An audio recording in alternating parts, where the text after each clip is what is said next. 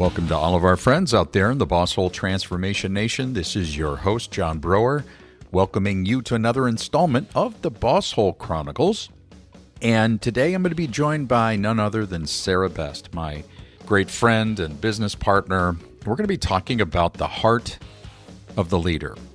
Over the years, you have heard us talk about head, heart, and briefcase, and baggage, but the head, heart, and briefcase whole person model is something that's really critical for businesses to understand, and we are going to speak specifically about the heart of a leader.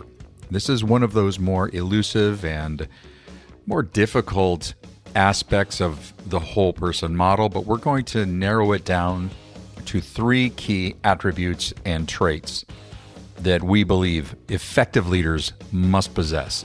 So let's jump in.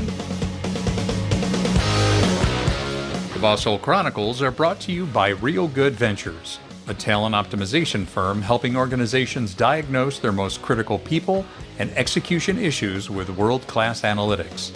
Make sure to check out all the resources in the show notes and be sure to follow us and share your feedback. Enjoy today's episode. Hey, everybody. Welcome back to the Bosshole Chronicles. John, it is great to be with you today in studio again. How you doing? Real good, Sara. I'm great. And we always say this. It's always wonderful to be having these conversations with you. I love it. I do too. It's pretty special. I think we have an interesting topic today, John. Please enlighten us. What will we be discussing today? Well, Sara, a couple of weeks ago, I was inspired about this topic, the heart of a leader, from church. I was actually, Barbara and I were at church, and there was a wonderful, we were going through an 8-week series of 1st and 2nd Peter. And in the notes that were provided, there were some wonderful, very poignant notes about leadership. And all our listeners know that we talk about the head, the heart, and the briefcase and baggage, but head, heart, and briefcase, that whole person model, the briefcase, very easy to identify, the head, where behavioral and cognitive data lives. Those are all very more definable, if you will, but the heart's a little bit more elusive when you talk about core values and a person's passions. And I thought, wow, these leadership principles are all about the heart of a leader. And I thought, man, this would be awesome to talk to Sara about, or have a conversation with Sara and how relevant this is. And I believe we've talked about all of these in different elements throughout the 5.5 years that we've been doing this. But I thought, let's just break these down a little bit and give our listeners out there and our leaders and managers an opportunity to reflect and say, where is my heart relative to these points? How does that sound? I think that sounds great. We'll keep it straight and to the point. We have three important points today, or three important items. Tell us the first one, John. Okay, the first one is pressure doesn't test what you're made of, it exposes it. So when I think about that, I think about all the conversations we've had about change readiness and the velocity of change and how the workplace can get very chaotic. And we know that managers and supervisors are feeling a lot of pressure. There is a lot of disengagement at that level in an organization. And I think what happens is that pressure exposes, and we absolutely saw this happen during COVID. And I'm not sure we've evolved much past that. I know a lot of our clients have, and a lot of managers have, but we still see this lack of capacity to deal with pressure. And if somebody erupts, if a Bosshole behavior shows up, all of a sudden it is exposed. And I don't see a lot of evidence that would suggest that the velocity of change is going to diminish in the near future. So people have to do that introspection and check their heart when it comes to, how do I deal with pressure? So what are your thoughts on that? Well, I agree that complexity and challenge and adversity are going to continue and maybe even get worse. Who knows? But as I think about, when we talk to leaders about how they're coping, what are the things that they do to replenish, restore, reposition themselves, and not just so they can get back in the fight, but so that they can have well-being and they can be present and available to their employees and to their families. It's difficult. I do think that pressure exposes our humanity. Mhm. So I just add the idea that it what we're made of is kind of the same. We're all humans, and under pressure, many of us are unconscious of the fact that we go to fight or flight. And Mhm. in Yeah. order to survive fight or flight, we in order to survive the threat that we probably experience, we become these like personas and we take on these roles, and they're not unique to each person. In fact, we could all probably resonate. And by the way, what I'm speaking to here comes from the work of the Conscious Leadership Group, Mhm. which if people have been listening to the podcast, we're big fans of the conscious leadership process. So all I would say here too is, gosh, yeah, pressure doesn't test what you're made of, it exposes it. And could you, as a leader, take a minute and have maybe some acceptance and some allowance for the fact that you're human, and these are tough times, and everything that we do when we're working with people is kind of a tough time if you think about it. Mhm. People are annoying, people are frustrating, people are different than us. People cause challenge. However, in those moments where the heat goes up, the pressure goes up, the question then becomes like, what do you have to stand on for yourself? And are you aware of that? Are you defaulting? Because most of us do. We're unconscious to the fact that we default to these ways of being just so that we can survive, which Right. makes total sense, doesn't it? I mean, it It just makes sense. it does make sense. It does make sense, and I think about, when I think about the word pressure, I think about, the word crisis comes to Mhm. mind, and Mm. I mean, we've always talked about your behavioral DNA absolutely tells a story or provides some guidance about how a person deals with pressure or crisis. And, Mhm. when we're doing coaching, leadership coaching, or working with a client and saying, how do you respond or react when the pressure increases? Yeah. And what are your tools for self-regulation and being able to manage that so it doesn't blow everything up? Now that gets to also emotional intelligence, okay, Mhm. the skills and the tools of emotional intelligence, and also psychological safety. You know, Yes. at the root of psychological safety is team performance. It's not a fuzzy sort of HR term. This is a real measurable element to a team, Yep. and the leader, the manager, plays, like it or not, a disproportionately larger role in establishing or diminishing psychological safety. And man, I tell you what, when the pressure is on and a team is facing crisis, the leaders and the managers that can navigate that pressure most effectively are the ones that are going to coalesce and have a more successful result with their team. And Yep. the others are it's just going to fail. It's just going to wither out.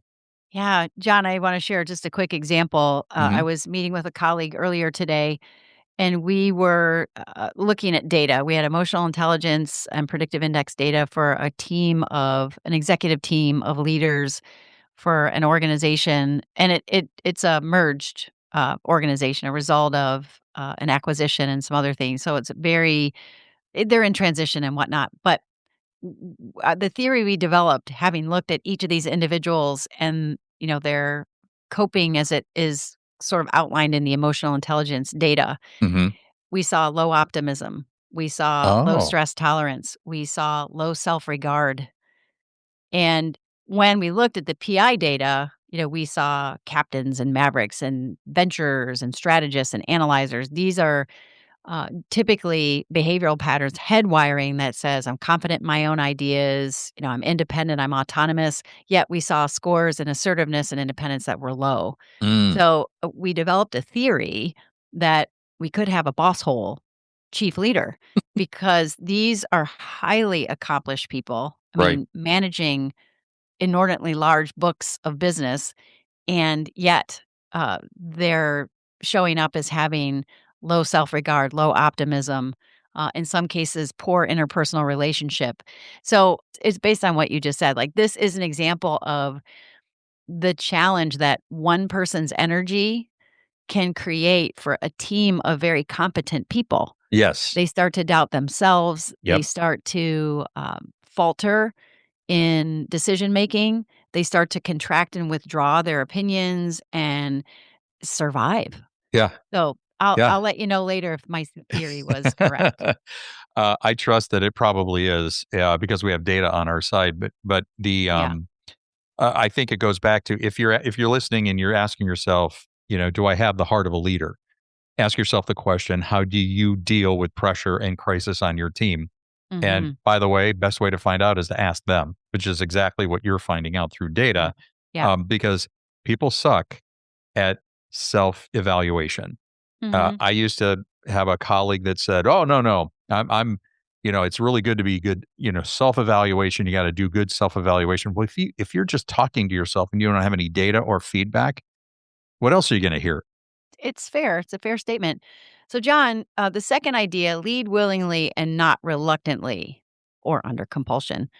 Tell us, what do we mean here? Well, I'm really excited for what you're going to share about this one because I think you have some great insight on this, Sarah. But when you're put in a leadership role, I would suggest, or if you're given the opportunity to move into a leadership role, management or supervisory role, you have to really understand, is this something you're willing to do? Make decisions, even though those Mhm. decisions may be wrong, and have the humility to admit when you've been wrong. Mhm. But if you're reluctant or you feel like you're being forced to do it, or, the word compulsion is interesting. We talked a little bit about this and you can talk more about it. I think this is a real gut check. And, well, actually, I don't want to take your insights. I want our listeners to hear your perspective on leading willingly. Well, I learned about something called the whole body yes Mhm. in my conscious leadership training. And they even talk about it in the book called The 15 Commitments of Conscious Leadership by Jim Dethmer and Diana Chapman. Highly recommend. Mhm. It's this idea that if there's even a little teeny no, it's still a big no. It's not a whole body yes. And for so many reasons, which we've talked about in many other episodes, leaders often say yes to a promotion or expanded responsibilities because they feel like they have no choice. This Right. is this is the only way I'll get higher pay or higher status. This is what I've worked for my whole life. I should do it. Mhm. So I think the willingly, not reluctantly, is addressing those kind of things. Like, hey, I don't know if I'll be good at this. That's more like the imposter syndrome. Right. I'm reluctant. I don't want to. And then let's just talk for a second, John, about when you make decisions as a leader. Leading Mhm. reluctantly, in my mind, versus leading willingly. Willingly says, hey, my responsibility here is to make decisions and to see the landscape, to understand what the data tells me about our performance, and to make decisions based on what I know. Right. I have an example recently, talked with a CEO a couple of different times about a frustration with a CFO in the organization. And there was big fat question marks in his mind about this individual's performance and even maybe their character to some degree. There was a misalignment around the behavioral drives of this person based on how they really needed him to work in the organization. Mhm. But there was him hawing and there was a lot of emphasis on the story part of frustration with this individual versus perhaps weighing those things along with the data, considering a bigger picture, like the cost on the team, the Mhm. cost to the people who have to deal with someone whose performance isn't meeting the standard. So leading willingly would say, gosh, I really, this makes me uncomfortable. I really wish I didn't have to do this, but I'm going to have to let this person go. Mhm. Versus leading reluctantly that says, well, maybe I should try another approach. Maybe and for this person, the CEO, I think the hesitance to address the issue and to lead willingly was more about their own comfort. Like they didn't recognize that they did not want to be in an uncomfortable position to have this uncomfortable conversation with this somewhat intimidating person. Right. Right. It comes down to like just human nature. Like I got to protect myself. Right. So, leadership is not for the weak of heart. We know this. Patrick Lencioni talks about the motive Mhm. for leadership in his book, also called The Motive. He talks about responsibility centered leadership. That is a lead willingly. Like, Mhm. I know this is my job. I embrace that this is my job. I walk through discomfort. I take decisive action. And by the way, if I have any other motive than that, it's probably not the right motive. If I don't have a whole body yes to this, it's not the right job. It's Right. not fair to take on that responsibility at the cost of others' well-being. Well, absolutely. And then you have the pressure of potentially the pressure of the culture. For example, Mm. there's some organizations, man, I can't pass up this promotion. I can't pass up this opportunity. They're never going to give me a chance to do this again. Yeah. Or, well, that's what we do in this organization. And we talk so much about the individual contributor pathway versus the manager pathway. And if you don't have those options, you are forcing people into the boss hole zone and making decisions that are not backed by a whole body yes. And I Yeah. love that, Sarah. I think Mm. that is so relevant. And so, to our listeners out there, our existing managers, supervisors, leaders, or those that are maybe thinking about it, if you don't have that, if your heart isn't all in it, you don't have that whole body yes, Mhm. that is a really reliable indicator that you shouldn't move forward with it. And there's no shame. There's no shame in it other than potentially the shame that is sort of manufactured within some organizational cultures when you don't take a promotion or move up. Mhm. And I think that's so powerful. So ask yourself the question, are you able to lead willingly or Mhm. are you doing so reluctantly or under compulsion? I love that. So the third one, lead by example and not by force. Wow, this if there was one that was most tailored to boss hole behavior, it's this one. And we have so many. I'm thinking about some of our very earliest episodes back in 2020 where we heard stories of Mhm. managers that would, tell people to conduct themselves in this way, do this, guide them or bark out orders, and yet they themselves didn't show that same trait or lead by example. And Mhm. I think this is the most obvious. This is the clearest evidence of boss hole behavior where, well, I want you to do it, but I'm not going to do it. Does that make sense? Oh, yeah. I mean, there's really not a whole lot you can say about that. I know I've witnessed it and seen it many times. I think about do as I say, not as I do. Right. Right. From the time we're really, really tiny and we're first learning about the world, that is so easy to spot. Little kids can see right through people who, you know, purport values and want us to all show up a certain way or get along, and then they act completely the opposite, or Right. they're unaware. Here comes self-awareness again. They're Yep. unaware that they are the pot calling the kettle black, actually. Oh, so you know what, John? This reminds me of another important concept I learned in the conscious leadership process.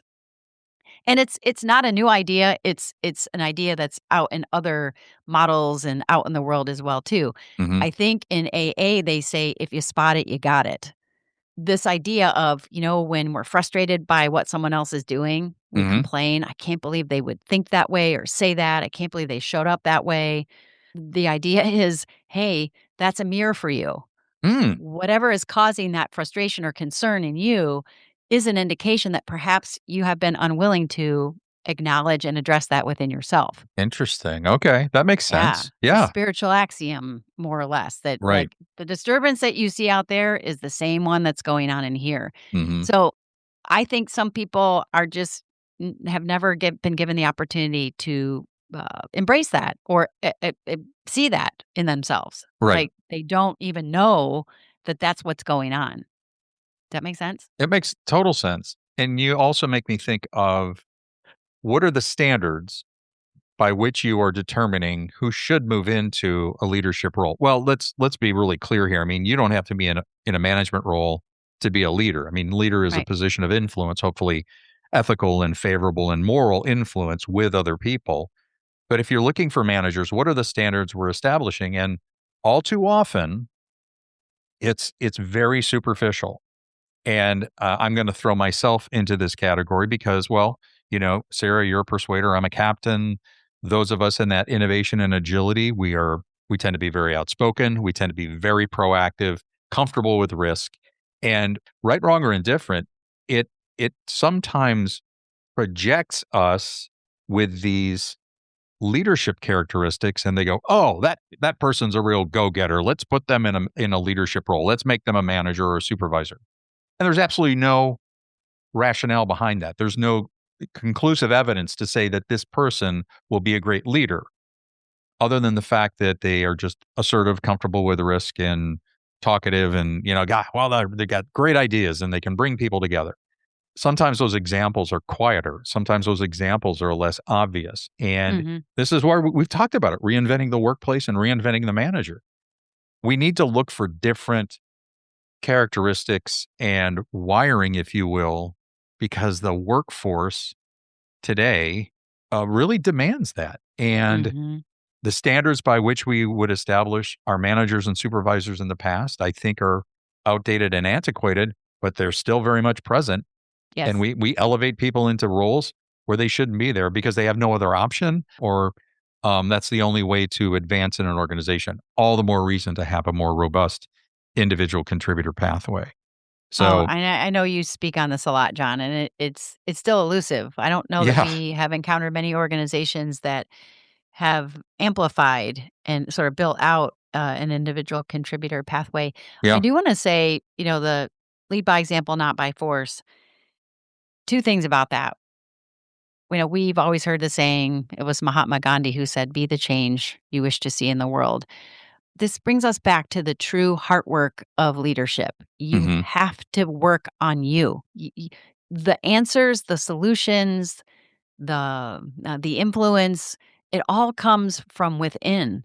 And for any leader that is not comfortable or willing to dig in there and build the self-awareness and build knowledge and acknowledge with humility their own humanity, because by hmm, the way, last time I checked, we're all human.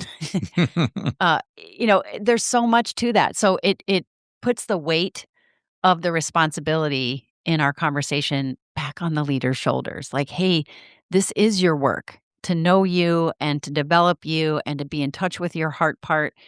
And then the force part, I think, John, you and I probably have specific, several, maybe countless specific examples of how people, when they're not in the right role, do really weird things and yeah, sometimes really bad things. They yeah, behave badly. They say unkind, untoward things. They do bad things. And we can look with compassion upon those individuals because they're it's kind of a byproduct of poor job fit and yeah, in many cases even poor leader fit. They don't even have a leader who understands them. So it's complex. I mean, it sounds really simple, lead by example, not by force, but it requires this inner knowing and inner development. And hmm, it's the key to all of this. Would you agree? absolutely, Yeah. absolutely. And if you were to distill it down back to our whole person model, Mhm. head, heart, and briefcase and baggage, but on the heart side, I think about, if you do not have a heart or a desire or a passion or an interest in developing other people and helping them grow and literally nurturing their development, uh, it's okay not to go into management. Yeah, that's what it's got to be. And there are some management positions. I think this is interesting. In some organizations, they have a title of manager and they don't have any direct reports, so they're managing a process and not people. That's okay. That's fine. But if you are going to be managing and supervising people, other humans, I mean, really, really do a heart check. Yeah. And if you don't have a desire to do that, don't do it. Or give yourself time to grow into that and evolve into that, Mhm. because that's what it takes. I mean, it really does. Yeah. Well, and I would offer you could be supported by a coach. You Yeah, could get involved in education. You could get trained in a particular approach. And it's probably maybe a comfort that you don't have to do this on your own. yeah, Like, that's true. the first challenge is to admit, well, I don't have to do this on my own. Like, I'm probably not gonna do a good job if I do it on my own. The second part is, yeah, you are not alone. Like, there are resources and ways to help you Hmm. show up as the best version of yourself because we all have something really powerful to offer. the whole thing about checking your heart, John, it's an important one. Is there any resentment in there? Is there Mm, any sort of leftover baggage that you've been carrying around, either in your workplace or with people in your workplace or just even in your life? Is there grief or shame or fear that is unaddressed? mhm. Those things also weigh heavy and make it very difficult for people to show up in integrity. That is so true. That is so true. Well, first of all, thank you so much for your insights on this. I knew that you would provide a whole different perspective and a great perspective on the idea of the heart of a leader. But I also want to speak to our managers and supervisors out there, our people that have current responsibility for other humans. I just want to remind you that if you are feeling in your heart that you're not loving this work, there is Mm, no shame in that. right. I would encourage you to think about what's my off ramp look like to Mm, go do something that gives me meaning and fulfillment. mhm. And I share this with you simply because you go back to, I love Sarah how you've really established our leadership coaching methodology and perspective at Real Good Ventures is it's about context, not content. Meaning, Mhm. we're not here to the two of us are not here to talk about this other person or individuals with whom you're having difficulty. We're not going to make it about them. It's all about the individual. It's all about, well, what is your role in this? How do we Mm. build this self-awareness to understand where you drift into the boss hole zone, perhaps? Yeah. But I was in a conversation with a gentleman recently who we're going to be working more together, but I got the distinct impression that his passion and his desire to manage and develop and work with people has Right. just sort of waned. Yep. And I think he feels really bad about that. And I said, there's no shame in that. We go through seasons in life, and maybe this season means getting back to what you really love to do. And that's okay because life is way too short not to do that.